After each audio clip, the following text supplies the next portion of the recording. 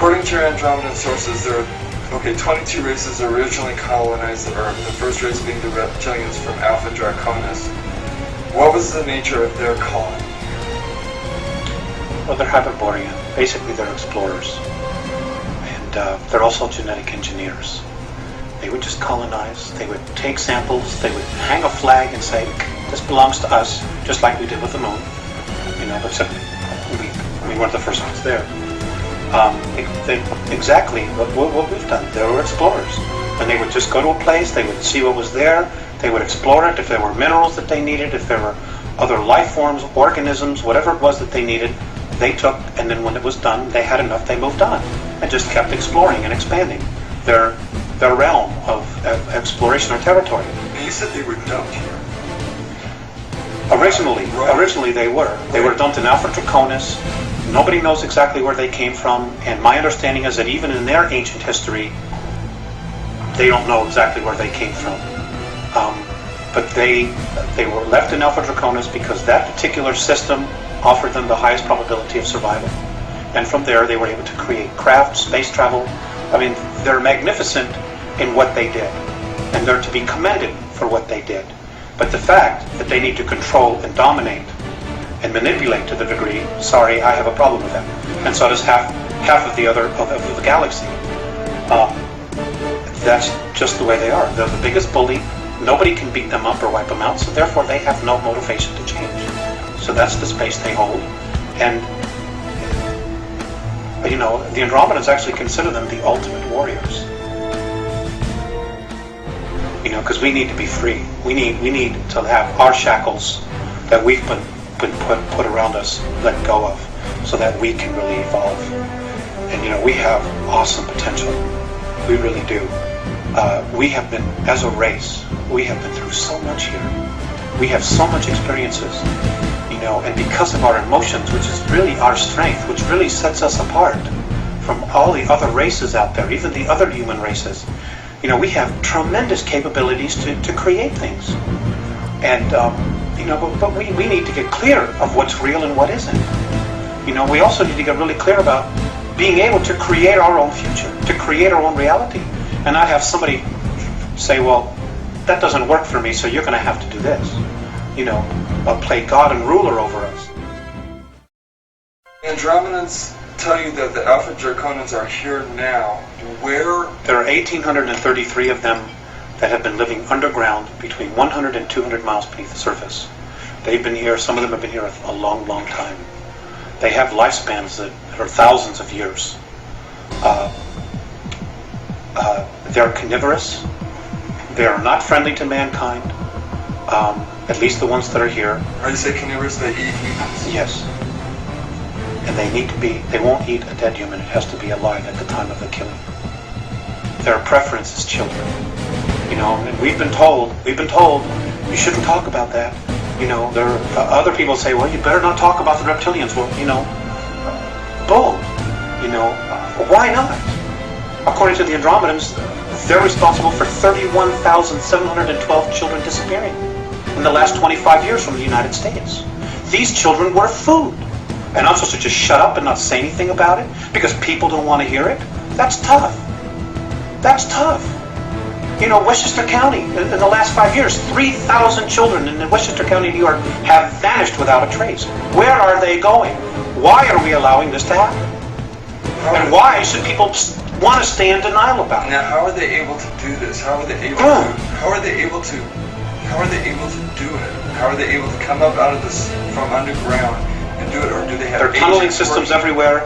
They're being helped by the Greys, and also there are groups within the higher echelon that are actually helping them acquire this. So human beings are abducting the kids and getting them to the Greys, who in turn give them to the Alpha Draconians. That's right. That's part of the deal. They won't come up as long as we feed them down there. You understand? It's about human beings selling themselves out.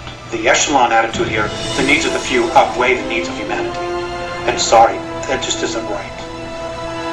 Aside from the carnivorous aspect to the Alpha Draconians, why else are they dangerous to humanity? Because they don't like us. And what are they willing to do with humanity? Eat us. Physical characteristics of the Alpha Draconans, what do they look like? They're ugly. I mean, they think we're ugly, too. You know, and I guess it's all a matter of perspective and belief system. In my belief system, and I'm only taking responsibility for me, they're ugly. They're anywhere from 7 to 22 feet tall. They can weigh up to 1,800 pounds. They're reptilian. The longer, the ones that have stubby tails, if you see one that has no tail, he's of the warrior class, or the worker class. The longer the tail, the higher their rank. When you see one with long tails, with winged appendages, he's considered royalty. Whenever you see one, you ought to just run like him. You shouldn't approach it. You shouldn't provoke it. Just get the hell out of its way. Just get out of its way. Just run. It is not something where man-to-man combat you're going to be able to deal with, because they apparently have the strength of 12, 15 men. They're incredibly quick. They're incredibly psychic. They know what you're going to do before you do it. And you know, if they get here in mass, we got real problems. Real problems.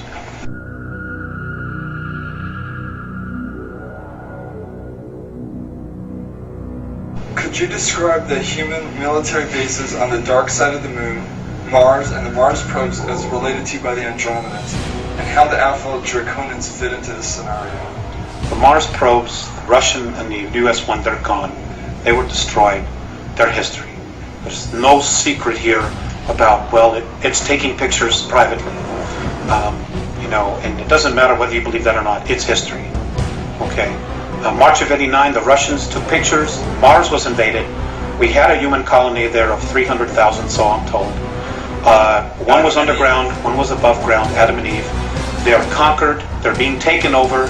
The human beings that are from Earth, that volunteered or were kidnapped to go there, are in deep trouble. Many of them have already been eaten. Some of them have already been killed. There is nothing we can do here as a race to help them. So that was Mars was conquered by the Alpha Draconans? That's right. They came in, and there's 100,000 of them there. They have approximately 2,111 scout craft there. They're in an area underground that is 64 square miles, known on Mars as the area of Tempe Terra. That's where their base is. It's an ancient base that they had. It's over 1 million years old, and the last time it was in full bloom was 317,000 years ago. Now, if we begin to train all our telescopes on that, are we going to be able to see activity going on there? I suppose that we would. I have a feeling that they already are seeing incredible amounts of activity, but they're not allowed to say it. They're just not allowed to say it. Nor, who's going to want to jeopardize going to jail, being ridiculed, being fired, giving up everything they have to come up and say, well, I'm an astronomer, and I was looking at Mars, and I saw alien craft, and I know there's a base there, and it's being conquered by reptilian aliens. Who's going to have the guts to come up and say it? Nobody in the power elite. Nobody wants to blow their mortgage. But somebody's going to have to, right? Well, yes. But eventually, it's going to be too late by the time they do it. Is that what you're thinking? Yes. And that's exactly what the Andromedans are thinking. You see, you know, there are people probably saying, well, God, why don't they just come down and save us?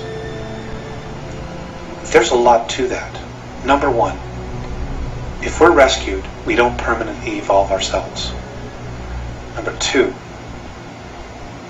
we won't take responsibility. If something goes wrong, we can always blame it on them. Number three, it doesn't just change our reality, it changes their reality as well. Number four, the Andromedans and most of the other benevolent races, they don't want to have to come down here and babysit us. That's not their job. It's not their job at all.